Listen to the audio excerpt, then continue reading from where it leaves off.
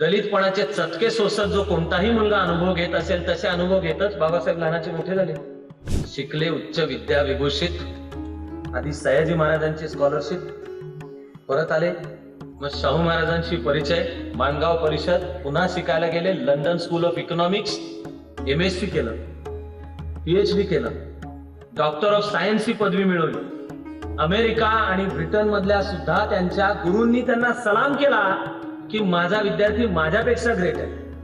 हे आणि असे अनुभव जो जो घेईल तो म्हणाला असता खड्ड्यात गेला तुमचा देश, खड्ड्यात गेली तुमची संस्कृती.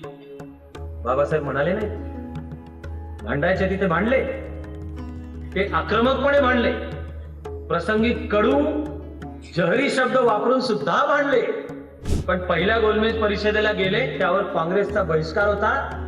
इंग्लंडचा पंतप्रधान आणि राजसत्तेने त्यांना बाजूला काढून भारतीय समाजापासून फोडायचा प्रयत्न केला. त्या पहिल्या गोलमेज परिषदेमध्ये बाबासाहेबांनी इंग्रज सत्तेला खडसावून सांगितलंय की आमची आहेत भांडणं आपसात, पण ती तिकडे घरात, ती आमची घरातली आहेत. तुम्ही आमच्यातल्या फाटाफुटीचा तुम्ही फायदा घ्यायचा प्रयत्न करू नका.